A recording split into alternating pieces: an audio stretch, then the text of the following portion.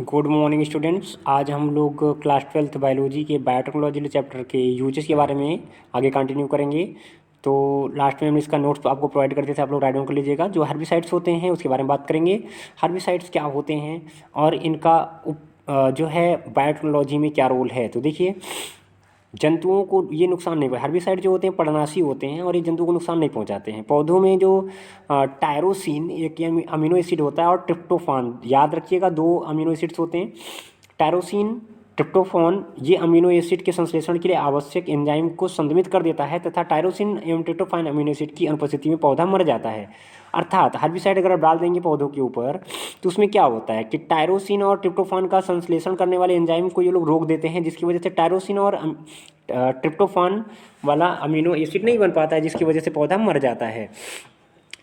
देखिए, तो herbicide resistance transgenic plant फसली पौधों की अनेक किस्में तैयार की गई हैं। मतलब कि हर्बिसाइड रेजिस्टेंट यानी कि ऐसा प्लांट हम तैयार कर दें जिस पर कि हर्बिसाइड का प्रभाव पड़े ही ना। तो इस बायोटेक्नोलॉजी की सहायता से अनेक ऐसे प्लांट तैयार किए गए हैं जिसे हम लोग क्या बोलते हैं, ट्रांसजेनिक प्लांट कहते हैं। क्या कहते हैं? ट्रांसजेनिक प्लांट कहते हैं। इंपॉर्टेंट है, याद रखिएगा। ट्रांसजेनिक प्लांट हर्बिसाइड रेजिस्टेंट होगा। देखिए, इनमें ऐसी बैक्टीरियल जीन डाली गई जो हर्बिसाइड्स की उपस्थिति में भी टायरोसिन तथा ट्रिप्टोफान के संश्लेषण के लिए आवश्यक एंजाइम को संश्लेषित करता रहता है और फसलें सुरक्षित रहती हैं।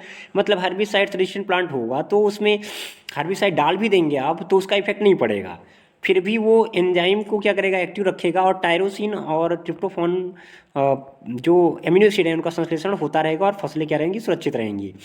तो यहाँ पर हम देखें कि यदि herbicide resistance gene pollen grain के माध्यम से जंगली पौधों में पहुँच जाता है तो वो भी हर्बिसाइड रेजिस्टेंस होकर के उच्च खरपतवार बन जाएंगे, सुपरवीट बन जाएंगे।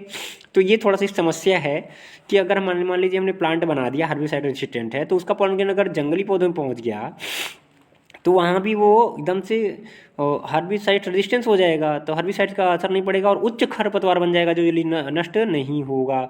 तो अब हम देख लेते हैं कि बीटी फसलें क्या होती हैं। बायोटेक के द्वारा ऐसी फसलें तैयार की जा रही हैं जिसके लिए कीटनाशकों या पेस्टिसाइड की आवश्यकता नहीं होती है, क्योंकि ये पेस्ट रेजिस्टेंस होते हैं।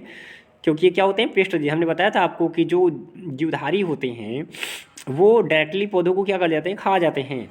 जैसे कि मॉथ वगैरह हैं, उनको उनके लार्वा को हम लोग पेस्ट कहते हैं जो लार्वल स्टेज में होते हैं।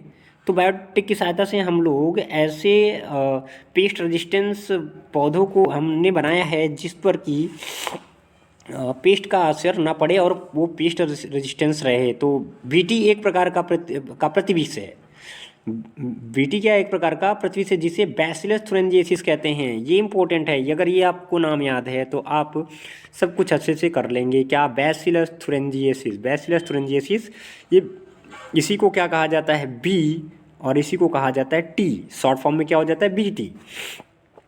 तो बीटी जीव विष जो होता है, जीव विष के जीन को पौधों में स्थानांतरित कर देते हैं, इससे कि पौधों में प्रतिविष बनने लगते हैं और पेस्टिसाइड की आवश्यकता नहीं होती है। इन फसलों को बीटी फसलें या बीटी क्रॉप्स कहते हैं। आप लोग राइट डाउन कर लीजिएगा। इसी प्रकार से बीटी कपास, बीटी मक्का, बीटी बैगन और बीटी टमाटर, बीटी तंबाकू, बीटी आलू आदि तैयार किए गए हैं। तो बीटी तंबाकू का निर्माण सबसे पहले किया गया था बायोटेक की सहायता से। बीटी फसल में अगर आपको नोट्स आता है तो आप इस प्रकार से राइट डाउन कर सकते हैं।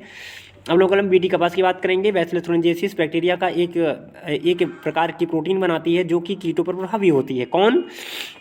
बैसिलस थुरिंजिएसिस। बीटी बैक्टीरिया है जो कि एक प्रकार की प्रोटीन बनाती है जो कि कीटों पर प्रभावित होती है। इसे खाने के बाद कीट मर जाते हैं। बैसिलस बैक्टीरिया से बना जीव विष कीटनाशक होता है। यह विष यानी कि जो प्रोटीन बनती है जीवाणु में निष्क्रिय रहता है। जीवाणु के अंदर क्या रहता है, बैसिलस बैक्टीरिया के अंदर क्या रहेगा, निष्क्रिय रहेगा, जबकि कीट में सक्रिय रहता है और कीटों की मृत्यु हो जाती है। जब कीट उसको खा लेगा तो कीट के अंदर सक्रिय हो जाता है और मर जाता है। तो बीटी जीवाणु से विष बनाने वाले बीटी जीन को पृथक करके डीएनए लाइगेज की सहायता से प्लाज्मिड से जोड़ा जाता है। फिर इसे रिकॉम्बिनेंट प्लाज्मिड को एग्रोबैक्टीरियम ट्यूफिसियंस, याद रखिएगा नाम। क्या क्या किया गया, प्रोसेस आप जानते हैं।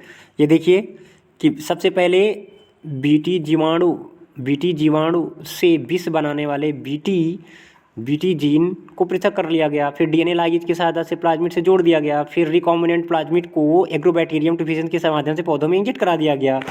और जब इंजेक्ट कराने के बाद होगा क्या, जीव विष को बनाने वाली जीन क्राई जीन कहलाती हैं। एग्जिट करा देंगे तो उसके अंदर भी ये प्रॉपर्टी आ जाएगी। और ये जो जीन होता है इसको क्राइजीन कहा जाता है। इसी प्रकार बीटी कपास प्राप्त किया जाता है। बीटी कपास पर बालवॉर्म यानी कि जो मौत होते हैं उनका प्रभाव नहीं पड़ता और उत्पादन बढ़ जाता है।